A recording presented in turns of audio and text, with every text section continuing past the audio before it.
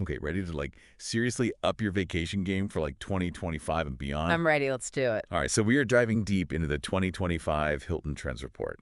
And trust me, you are going to want to steal some of these ideas for your next getaway. Yeah, for So sure. the report says travel is back in a big way, which, I mean, no surprise there, right? We all kind of knew that. Right. But here's the twist. It's not just about like lounging on the beach anymore. This whole Go Getaway thing really caught my eye. Have you heard about that? Absolutely. It's all about seeking out those unique, thrilling experiences that you can really, Oh, only get when you travel. so less like margaritas by the pool, more like, I don't know, climbing a mountain. Well, it can be both. But yeah, it's about making the most of your time. The report actually says 76% of travelers are looking for more from their hotels than just a place to crash. Okay, so instead of just offering like a continental breakfast, Yeah. hotels are becoming hubs for like full-on exploration. Exactly. We're talking locally inspired excursions, partnerships with, unique accommodations. For example, the report talks about Hilton teaming up with AutoCamp. Wait, auto camp? Yeah. Like those super stylish glamping spots? Those are the ones. I've seen pictures, they look incredible. People using their Hilton points for that. It's super popular, actually. Millions of points redeemed already, which, shows you just how much people crave something different. And this isn't a one-off trend. The report actually goes into all sorts of niche travel styles that are popping up all over the place. Like, give me some examples. Well, there's this thing called soft travel, which is kind of a breath of fresh air, if you ask me. I'm intrigued. Tell me more. It's kind of like a pushback against those picture-perfect, social media-driven vacations, you know? Oh, so it's like the opposite of those people who, like, stage a photo shoot for every single meal. Yeah, exactly. It's more about simplicity, spontaneity, like really soaking in those authentic moments when they happen naturally. I love that. It's about the experience, not just getting the perfect Instagram shot, you know? Exactly. Huh. Then, like, on the totally opposite end of the spectrum, we've got astrotourism. Astrotourism. Okay, that sounds cool. Yeah, it's blowing up right now. Remember all the hype around that total solar eclipse earlier this year? Oh, yeah. Everyone was talking about that. I even, like, caught myself checking flights to get into the path of totality. It was huge. And it's a perfect example of how uh, these celestial events are driving a whole new wave of tourism. So cool. This is all so exciting, but I have to ask, what about those of us who travel with families? Yeah, good point. I mean, sometimes just wrangling everyone for a trip to the grocery store feels like an adventure in itself, you know? You're telling me the report actually touches on that, which I thought was interesting. It says multi-generational travel is like huge right now, with almost 40% of travelers vacationing with parents, kids, the whole gang. Wow, that many people. Yeah, it's a lot. And you know what the key is to keeping everyone on board? Mm-hmm. Tell me. Unique once-in-a-lifetime experiences. Think like bucket list destinations, something that sparks conversation and excitement across generations. So it's got to be something that, like, grandma and the kids can all agree on. Exactly. It's not just about the destination, it's about crafting these shared memories that everyone will cherish, you know? I love that. You know, all this talk about adventure travel makes me want to, like, Yeah. book a trip and then immediately pass out when I get to the hotel. Totally. Speaking of, this next part of the report, Sleep Tourism 2.0, Yeah. kind of blew my mind. Yeah, it's interesting how much emphasis they're putting on sleep now. Right. It's like, Right. what's the point of even taking a vacation if you're not going to prioritize, like, serious rest and relaxation? Exactly. And the report actually found that almost half of us don't even bother setting an alarm when we're on vacation. Oh my gosh, I am one of those people, like, do not talk to me until I've had my coffee. Huh. But only after I've woken up naturally, of course. Right. So we're ditching the alarm clocks, we're sleeping in. But it gets even better, right? The report mentions something called, and I'm not even sure if I'm pronouncing this right, Hurkle-Durkling. You got it. Okay, good. It's a Scottish term for, basically, intentionally just lounging in bed all day long. Wait, so you're telling me that people are going on vacation just to, like, stay in bed? 1 in 5 travelers are already doing it. Okay, see, I knew I wasn't the only one.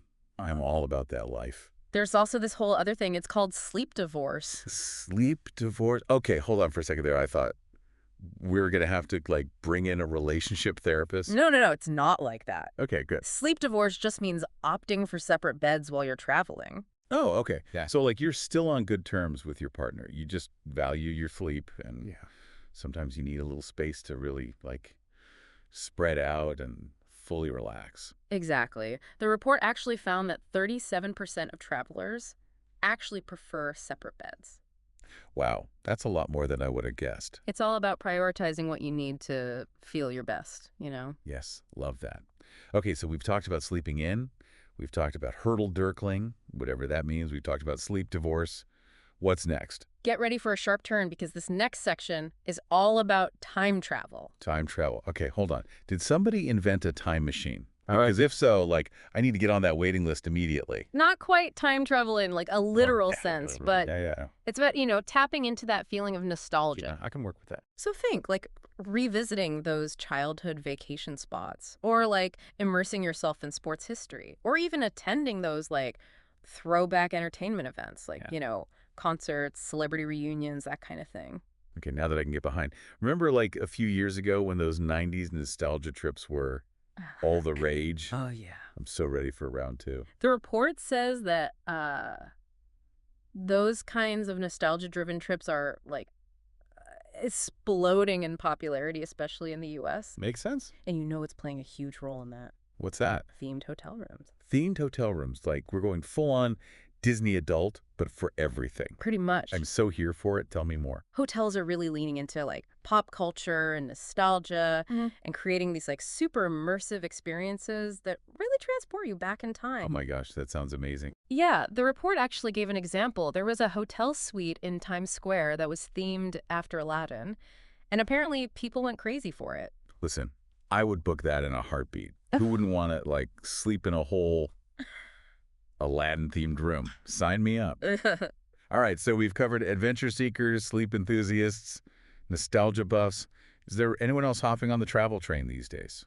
Oh, there are so many different types of travelers out there now. The report actually dives into some fascinating emerging traveler profiles. Okay, like who? Well, for starters, we've got Gen Alpha. Gen Alpha. Okay, so we're talking about kids born after, what, 2010? Yep, that's them. Okay. And believe it or not, they are having a much bigger impact on family vacations than you might think.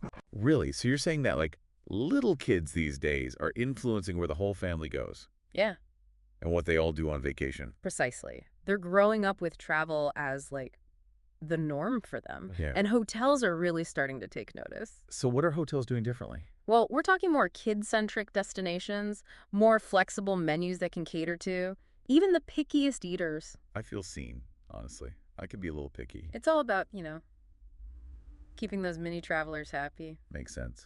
Although, I gotta say, some of those Gen Alpha kids probably have more stamps on their passports than I do. Probably true. Okay, but what about, what about those of us who maybe we prefer to explore solo? We're not traveling with families or anything. Yeah, solo travel's huge too. The report calls those folks MeMooners. MeMooners, I like that. And it's a growing force in the travel world. I believe it. And hotels are catching on to this trend too. Okay, so how are they catering to solo travelers specifically? Well, for example, they're designing spaces with solo travelers in mind. Yeah, I'm listening. So think like odd-numbered bar stools. Okay, so you don't feel awkward, just like sidling up to a bar by yourself. Exactly. Or like personalized menus that cater to, your own individual tastes. Oh, wow. I never thought about that, but it makes so much sense. It's all about those little touches that make you feel seen. Yeah, I love that. Speaking of those thoughtful little touches, the report mentioned this whole thing about vacation versus traveling. Is there really a difference? It's a great question. And it really comes down to like defining your trip's purpose. Okay. So are you looking like unwind, relax, embrace a slower pace? Okay, so that's vacation mode. Exactly. Okay. Or are you all about like Two-way. packing your itinerary with new sights and experiences? It's more of like a go, go, go kind of trip. Yes, exactly. That's more of the like traveling mindset. Okay, so it's less about Yeah. like, the destination itself Yeah, and more about the energy you bring to the experience. precisely. And neither one is better than the other, by the way. Right, of course. The key takeaway here, understanding your own like personal travel style beforehand. It can really help you to like minimize stress and maximize enjoyment. Oh, 100%. I Yeah. feel like that's good advice for like life in general, honestly. Right. Okay, so Yeah. we've talked about all these different travel styles, emerging trends, but now let's talk about like the elephant in the room, Let's do it. the budget. Because, I mean, everyone wants to travel, but Mm-hmm. it can get expensive. Yeah, for sure. So did the report offer any tips on, like, how to keep those travel dreams alive without, completely breaking the bank? They did, actually. They have this whole thing about what they call loud budgeting. Cloud budgeting. Okay, I've never heard that term before. It's basically like being really vocal and upfront about your priorities. Okay. And then finding creative ways to, like, maximize value without compromising on quality. Okay, I like the sound of that. Yeah, it's a good approach. So, like, how do you actually budget loudly? Mm. Asking for a friend, of course. Well, for starters, loyalty programs like Hilton Honors, those are your new best friend. Okay, yeah, those points can add up. They really can. And you can score some, like, serious savings on flights, accommodation. Yeah. Also, keep an eye out for brands like Spark by Hilton, which offer, like, those really fantastic travel experiences, but at a more, accessible price point. Okay, good to know. Good to know. This has been so eye-opening. We've talked about turning your hotel into an adventure base camp. We've talked about embracing the art of the sleep vacation. We even talked about, like, how to budget effectively. But I think what really struck me is just how personalized travel is becoming. Oh, absolutely. It's no longer this, like, one-size-fits-all experience. Right, which is kind of cool when you think about it. It really is. It's all about curating a trip that, like, aligns with your own individual values, your interests, your aspirations. Travel, but make it fashion. There you go. Well, there you have it, folks. If you're looking for some vacation inspiration, look no further than the 2025 Hilton Trends Report. We've got adventure, we've got relaxation, we've got nostalgia, we've got solo trips, family trips. Really, it's all in there. But I think the biggest takeaway for me is this. The best kind of trip is the one that's perfectly tailored to you. So get out there, explore the world, and most importantly, have fun.